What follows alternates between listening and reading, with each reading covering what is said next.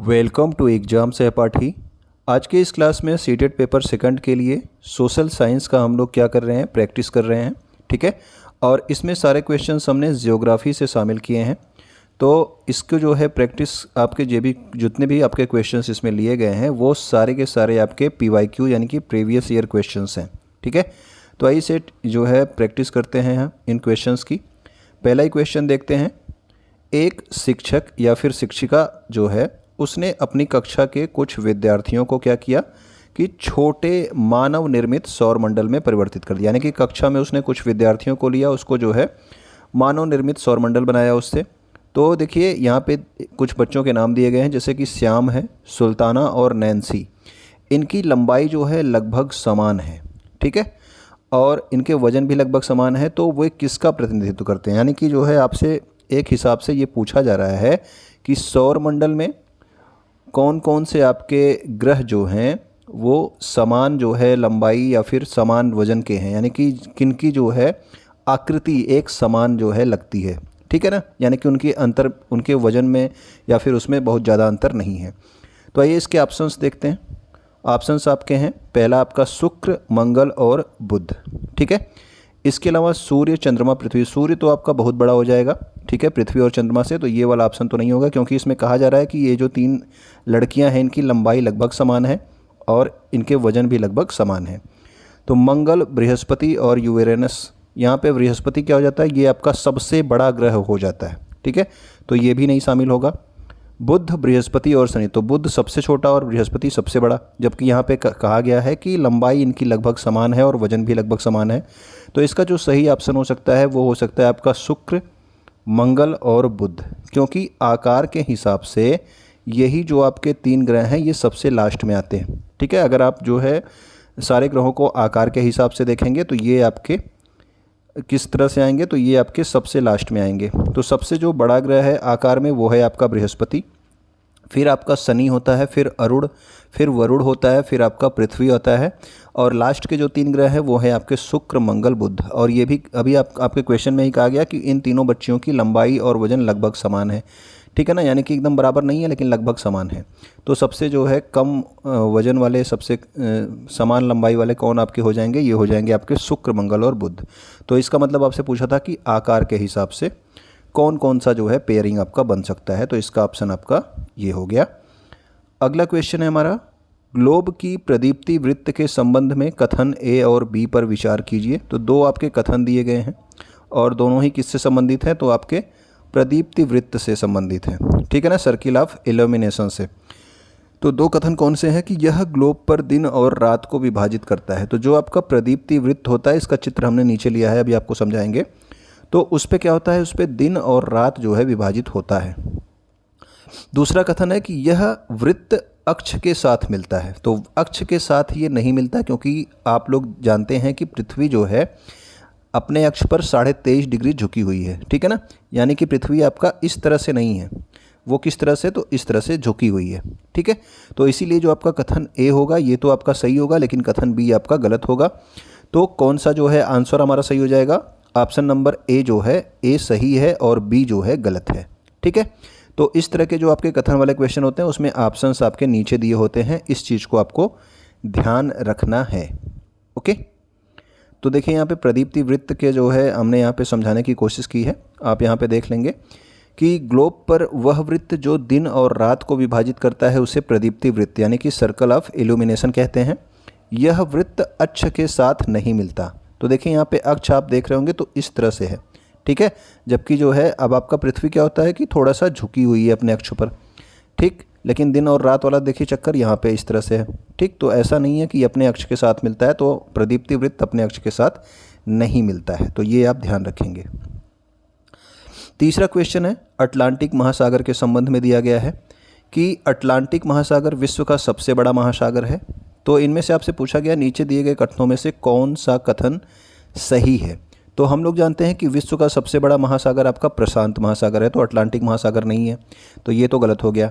यह लगभग वृत्ताकार है और एशिया, ऑस्ट्रेलिया, उत्तर और दक्षिण अमेरिका इसके चारों ओर स्थित है। तो एशिया जो है, एशिया के चारों ओर जो स्थित है ये आपका कौन सा हिंद महासागर हो गया, प्रशांत महासागर हो गया, ये स्थित है। जबकि आपका अटलांटिक नहीं जो है ऑस्ट्रेलिया भी आप लोग जानते हो कि कहाँ पे, हिंद महासागर में स्थित है, तो ये भी आपका गलत हो गया। ठीक है। तीसरा, इसकी तट रेखा बहुत अधिक तंदुरित और अनियमित है, इसके बारे में हम विचार कर सकते हैं।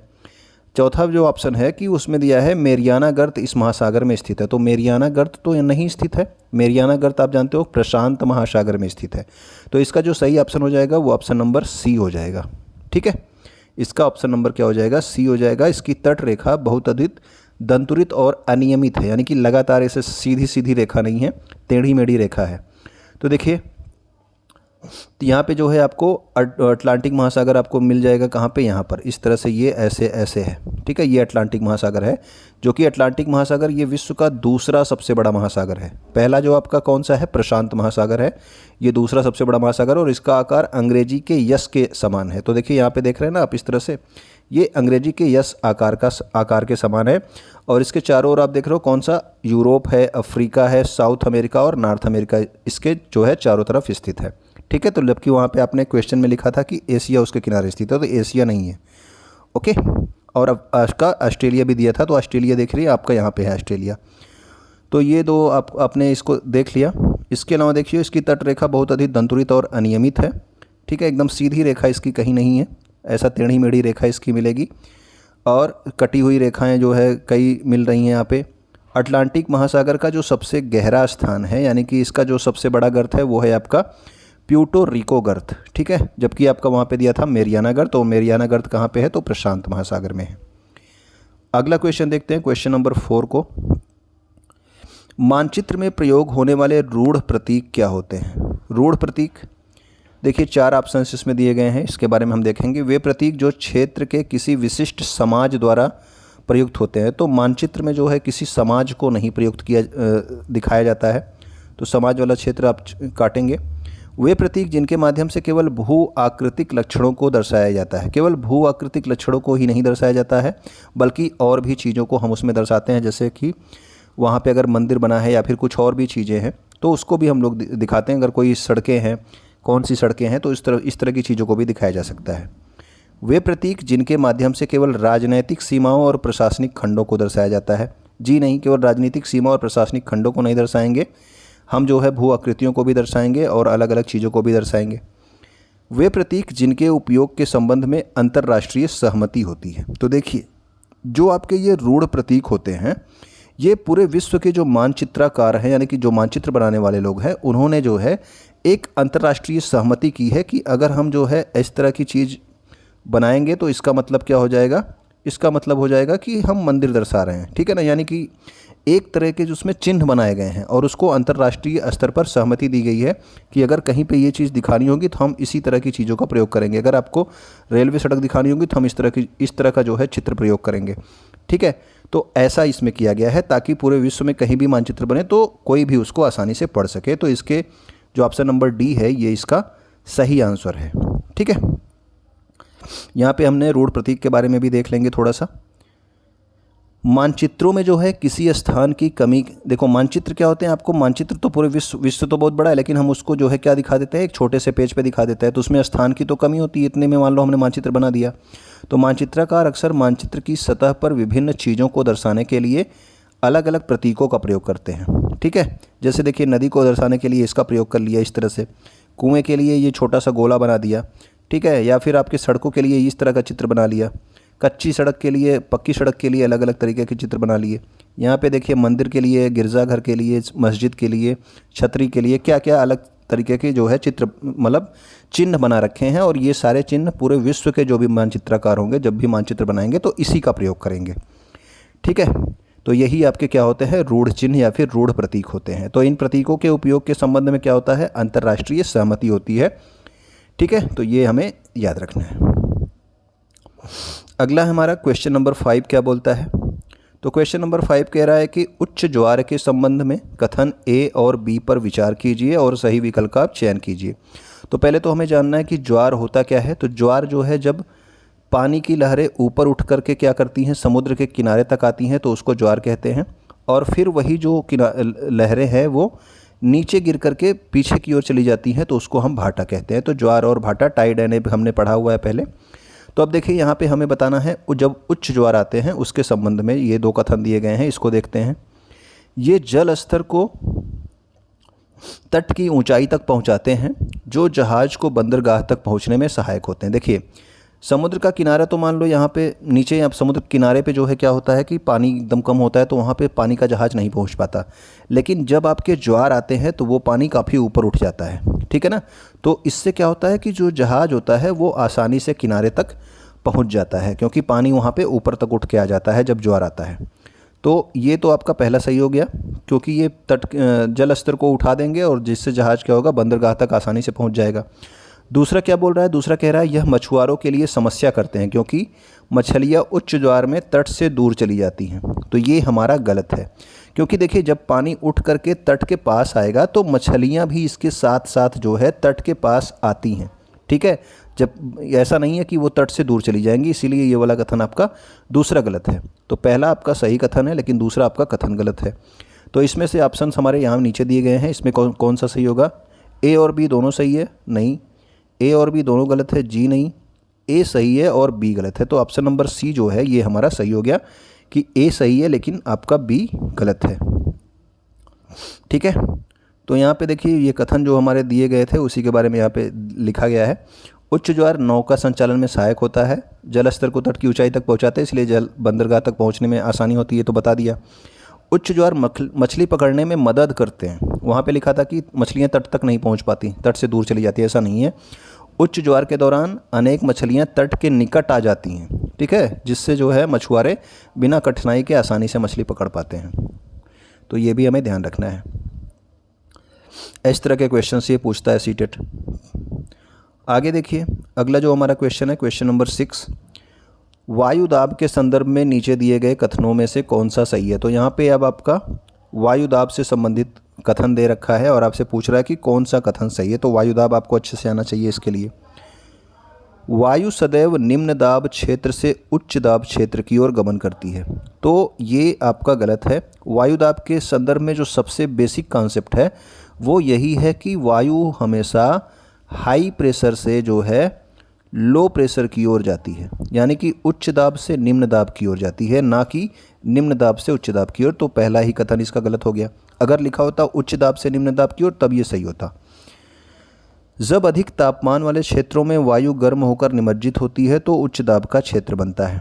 अब देखिए इसका कहने का मतलब है कि वायु गर्म होकर के क्या करती है, नीचे के स्थान पर इकट्ठा हो जाती है। तो ऐसा नहीं है, जब आपका तापमान अधिक होगा तो वायु क्या होगी, नीचे से ऊपर की ओर चली जाती है, ठीक है ना। ऊपर की ओर जब चली जाएगी तो क्या होगा, तो वायुदाब कम होता है, वायुदाब क्षेत्र बनता नहीं है। तो वायुदाब क्या होगा, निम्न वायुदाब बनता है, उच्च वायुदाब नहीं बनता है। अगर आपका तापमान ज़्यादा है तो वायु गर्म होकर ऊपर चली जाती है, ठीक है, तो इससे उच्च दाब नहीं बनेगा, निम्न दाब बनेगा। निम्न दाब क्षेत्र तब बनता है जब कम तापमान वाले क्षेत्रों में वायु ठंडी होकर ऊपर उठती है। अब देखिए यहाँ पे यही चीज़ उल्टा लिख दिया है। जब आपका कम तापमान रहेगा तो वायु ठंडी होकर ऊपर नहीं उठेगी, वो आपके जो आपका तल है वहीं पे इकट्ठी होगी, ठीक है। अगर ठंडा रहेगा तो ये ऊपर नहीं जाएगी, ठीक है। तो यहाँ पे ये निम्न दाब का क्षेत्र बताया कि वायु ऊपर ऊपर उठ जाती है, तो ऊपर नहीं उठती भाई, वहीं रहती है। निम्न दाब जो है ये बादल युक्त आकाश और नम मौसम के साथ जुड़ा है, जबकि उच्च दाब अस्पष्ट एवं स्वच्छ आकाश के साथ जुड़ा है। तो कई बार ये क्वेश्चन आपसे पूछा गया है, ठीक है, कई बार ये क्वेश्चन पूछा गया है। तो इसका ऑप्शन नंबर डी ही सही है। तो इसको आप ज़रूर याद रखना कि अगर निम्न दाब वाला क्षेत्र है तो वहाँ पर बादल युक्त आकाश और नम मौसम होगा, लेकिन अगर उच्च दाब वाला क्षेत्र है तो वहाँ पर अस्पष्ट और स्वच्छ आकाश होंगे, ठीक है। आकाश जो है आपका स्वच्छ होगा, स्पष्ट होगा, ठीक है, उच्च दाब वाले क्षेत्र में। लेकिन निम्न दाब का क्षेत्र है तो आपका बादल युक्त आकाश होगा और क्या होगा, गर्म नम मौसम होगा, ठीक है। तो ये दोनों चीज़ें आपको पॉइंट्स में ध्यान रखनी जरूरी है, ठीक है। अधिक तापमान वाले क्षेत्र में वायु गर्म होकर क्या होती है, ऊपर उठ जाती है, तो वहाँ पे निम्न दाब का क्षेत्र बनेगा। लेकिन निम्न दाब बादल युक्त आकार, जो निम्न दाब है ये बादल युक्त आकार और नम मौसम के साथ जुड़ा होता है, जबकि कम तापमान वाला जो क्षेत्र होगा वहाँ पे वायु ठंडी होगी, इस तरह ये इसीलिए ये भारी होती है। जब वायु ठंडी होगी तो भारी होगी और वो नीचे ही रहेगी, ऊपर नहीं जाएगी, ऊपर नहीं जाएगी, यहीं नीचे रहेगी। तो वहाँ पे उच्च वायु दाब का क्षेत्र बन जाता है। और उच्च दाब के कारण क्या होता है, अस्पष्ट और स्वच्छ आकाश होता है, ठीक है। तो ये पॉइंट्स आपको याद रखने हैं, कई बार ये पूछा जाता है, ये बहुत इंपॉर्टेंट क्वेश्चन है, हर साल पूछ लेता है। अगला जो है क्वेश्चन हमारा, क्वेश्चन नंबर 7 देखिए। सुनामी तरंगों के संबंध में ए और बी पर विचार करना है और सही विकल्प को चुनना है। तो सबसे पहले हम लोग जब कथन वाले क्वेश्चन थे तो पहले दोनों कथनों को ध्यान से पढ़ना है, उसके बाद हमें ऑप्शंस पे जाना है, ठीक है। तो सुनामी तरंगों के बारे में आपको दिया गया है, तो सुनामी तरंग से संबंधित जो है आप देखिए, ज्वालामुखी उद्गार कभी सुनामी तरंगों को उत्पन्न नहीं कर सकता, तो ये तो गलत है, ठीक है। ज्वालामुखी से भी जो है आपका होता है क्या, सुनामी तरंगें पैदा हो सकती हैं, ठीक है।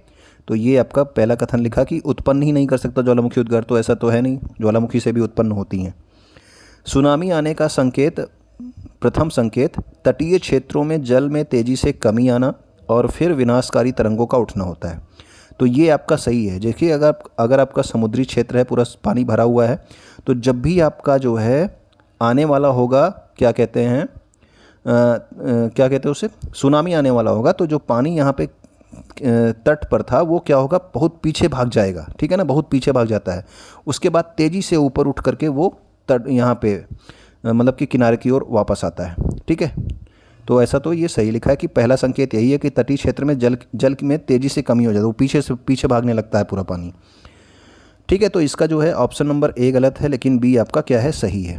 तो ए सही है, बी गलत है, ये नहीं होगा, ए गलत है, बी सही है, ऑप्शन नंबर 20 का सही है। नहीं, यहाँ ए गलत है और बी सही है, ठीक है। तो देखिए थोड़ा सा इसके बारे में भी देख लेते हैं।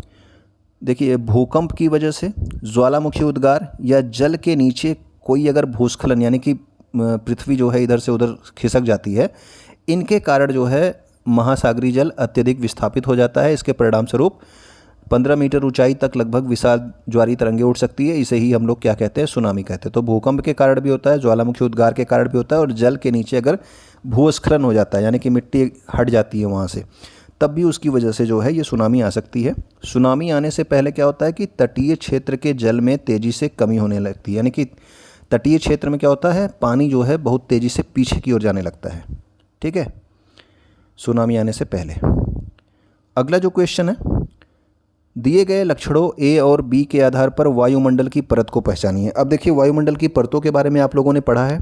अब यहाँ पे 2 कथन दिए गए हैं, ये आपको बताना है कि किस परत से संबंधित है। तो कथन ये कहता है कि इस परत में बढ़ती ऊंचाई के साथ साथ तापमान अत्यधिक तीव्रता से बढ़ता है। तो बताइए भाई कौन सा, समताप मंडल में ऐसा होता है? नहीं, समताप मंडल में तो तापमान समान रहता है, ठीक है। यहाँ पे तो ये अपना नहीं हो गया। दूसरा मध्यमंडल, तो मध्यमंडल के बारे में आपने पढ़ा है कि ये ठंडा वाला मंडल है, यानी कि यहाँ पे ठंड अधिक होती है, ठीक है। तो बढ़ती ऊंचाई के साथ साथ तापमान कहाँ पे बढ़ेगा, तो ये बढ़ता है आपके बाह्य मंडल में, और यह परत रेडियो संचार में भी मदद करती है। तो ये भी वाला आपका कथन किससे संबंधित है, ये भी आपके बाह्य मंडल यानी कि थर्मोस्फीयर से संबंधित है। बाह्य मंडल को ही आप लोग जानते हो क्या कहा जाता है, इसको बोला जाता है आयन मंडल, इसी को आयन मंडल भी कहते हैं, ठीक है। आइए इसे देखते हैं। तो देखिए यहाँ पे आयन मंडल का ही एक भाग है, आयन मंडल जो है इसी परत का भाग है, यानी कि बाह्य वायुमंडल का, जिसको हम लोग थर्मोस्फीयर कह रहे हैं। तो बढ़ती ऊंचाई के साथ यहाँ तापमान भी बढ़ेगा और ये होगा। इसके अलावा रेडियो संचार के लिए आयन मंडल का उपयोग किया जाता है, ठीक है। यहाँ पे रेडियो संचार भी होता है। क्वेश्चन नंबर 9 पे आते हैं हम लोग। 9 क्या बोल रहा है, तो 9 कह रहा है कि निम्नलिखित में से किसको सतत पोषणीय विकास के सिद्धांत में शामिल किया जाना चाहिए। सस्टेनेबल डेवलपमेंट की बात की जा रही है। तो सस्टेनेबल डेवलपमेंट यानी कि अपने संसाधनों का इस तरह से उपयोग करें ताकि वर्तमान की आवश्यकताएं भी पूरी हों और भविष्य के लिए भी हम लोगों के लिए उसे बचा कर रखें। तो पृथ्वी की जीवन शक्ति और विविधता का संरक्षण करना, तो किसी चीज़ का संरक्षण करना क्या होगा, सतत पोषणीय विकास में हम शामिल करेंगे। तो ए तो हमारा हो गया। देखिए यहाँ पे बी और सी और डी था, तो ये तो आपका गलत हो जाएगा, ठीक है, ये वाला नहीं होगा क्योंकि ए तो सही है। इसके अलावा पर्यावरण के प्रति व्यक्तिगत व्यवहार और अभ्यास में परिवर्तन लाना, तो जी हाँ, अपने व्यक्तिगत व्यवहार में और अभ्यास में हम परिवर्तन लाएंगे तो पर्यावरण जो है और अच्छा होगा। तो ऑप्शन नंबर बी भी हमारा क्या होगा, ये भी हमारा सही है।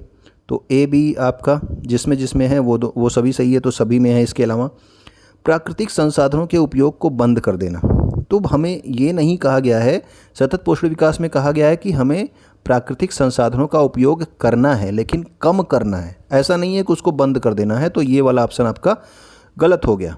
ठीक है, इसके अलावा मानव जीवन की गुणवत्ता को बढ़ाना, तो ये भी आपका सही है, मानव जीवन की गुणवत्ता को बढ़ाना। तो जिसमें आपका ऑप्शन नंबर ए, बी और डी है, ये आपका सही है। तो ए, बी और डी आपके ऑप्शन नंबर डी में है।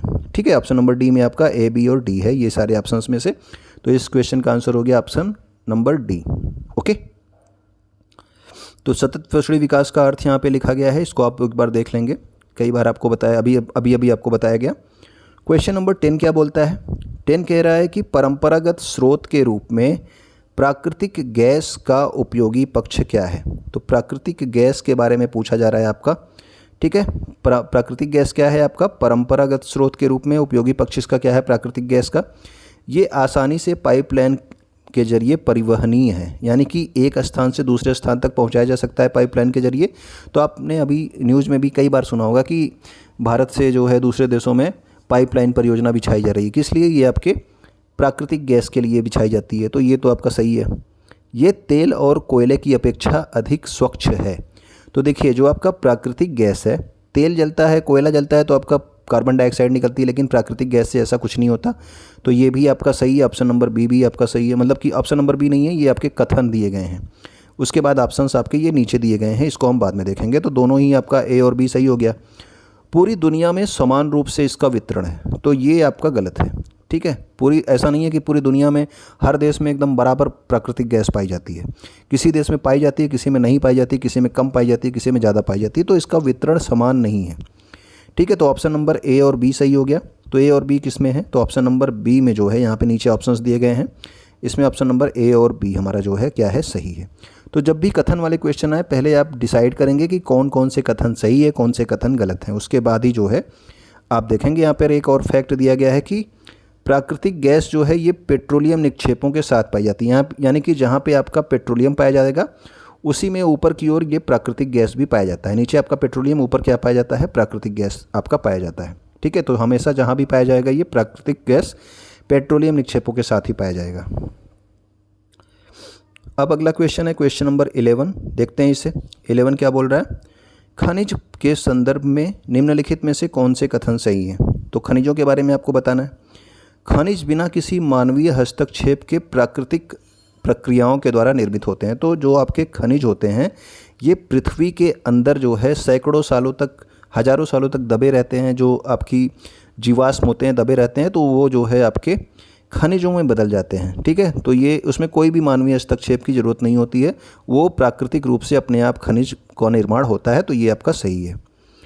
अभ्रक और क्रोमाइट अलौह खनिज है। अलौह का मतलब जिसमें लोहे की मात्रा ना हो। तो अभ्रक तो ऐसा है जिसमें लोहे की मात्रा नहीं है, लेकिन क्रोमाइट ऐसा है जिसमें लोहे की मात्रा होती है। क्रोमाइट में लोहे की मात्रा होती है। तो ये वाला तो आपका कथन क्या हो गया? गलत हो गया। तीसरा आपका, जो खनिज कम गहराई में स्थित होते हैं उन्हें विवृत खनन यानी कि ओपन कास्ट माइनिंग द्वारा निकाला जाता है।